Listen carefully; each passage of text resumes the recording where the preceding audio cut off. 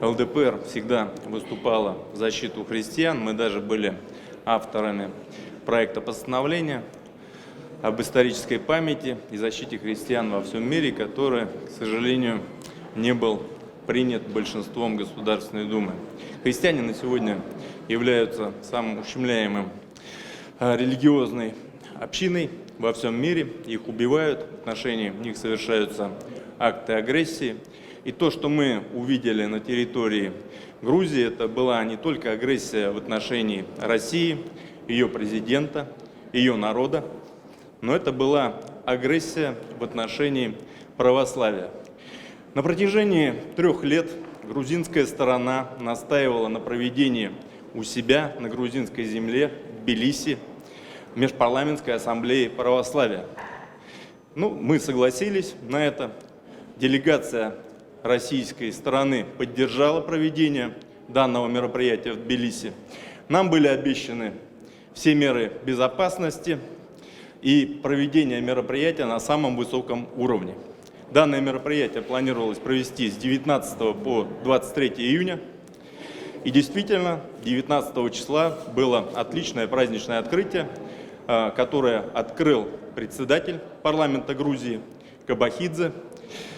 Ничего не предвещало беды, однако на следующий день, во время обеденного перерыва, в здание парламента, где проходило данное мероприятие, ворвались радикалы, представители партии Саакашвили, это Единое национальное движение, в составе Елены Каштария, Серго Ратиани, Георгия Кандилаки, Тинатин Бакучавы, а также Акакия Бабахидзе, которые для того, чтобы парализовать работу нашего мероприятия, оккупировали президиум грузинского парламента, кресла, в том числе спикеров, которые якобы умышленно сел Гаврилов, хотя эта практика постоянно, так было в Ливане, так было в Греции, то есть всегда президент Межпарламентской ассамблеи православия находится в кресле спикера, потому что он является председательствующим на данном мероприятии. Поэтому была чистой воды провокация. И, собственно говоря, так как цель была сорвать мероприятие, договориться с ними не удалось. Более того, началась потасовка, плескали водой, облили представителя Эстонии. После того, как он поднял табличку с надписью «Эстония», перед ним извинились. Генеральный секретарь Межпарламентской ассамблеи православия попытался договориться, но так как цели были деструктивны, договориться с этими радикалами не получилось. И было принято консолидированное решение всеми представителями 23 стран, а там находились представители и делегаты от 23 стран мира, было принято консолидированное решение покинуть здание парламента и продолжить наше заседание уже в стенах отеля. Однако и в отеле появились представители данной партии, а именно Тинатин Бакучава, которая общалась с другой женщиной, которая с ней общалась на американском, английском, и они координировали действия радикалов. Через некоторое время у здания отеля, что характерно, из здания отеля была видна церковь, в которой похоронен Грибоедов вместе со своей женой. Появилась толпа радикалов с флагами ЛГБТ, Соединенных Штатов, Евросоюза и с плакатами, которые имели антироссийскую направленность, а также оскорбляли нашего президента. Около 500 человек начали штурм отеля, пытаясь сорвать дальнейшее проведение нашего мероприятия. Но было принято решение ни в коем случае не идти на поводу у радикалов и в этот же день, то есть 20 июня, закончить наше мероприятие назло врагам.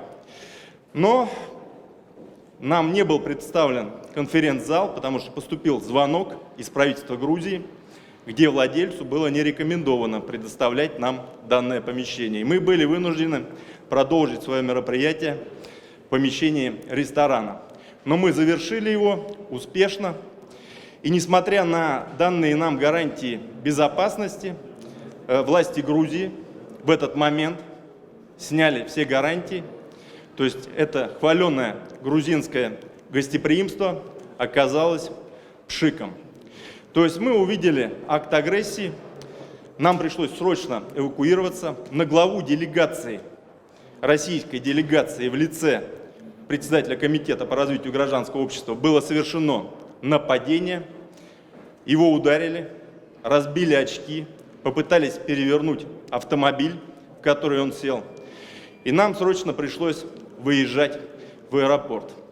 Это акт агрессии, это недопустимо, потому что мы знаем, что если бы на любого сенатора Соединенных Штатов было совершено подобного рода нападение, через некоторое время, я думаю, очень короткое время, у берегов Батуми находились бы авианосцы Соединенных Штатов, а в Тбилиси высадился бы американский спецназ.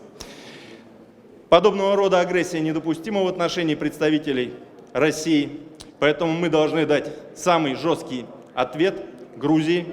На сегодняшний день 2/3 грузинского вина поставляется в Россию. Мы являемся основными потребителями грузинского вина.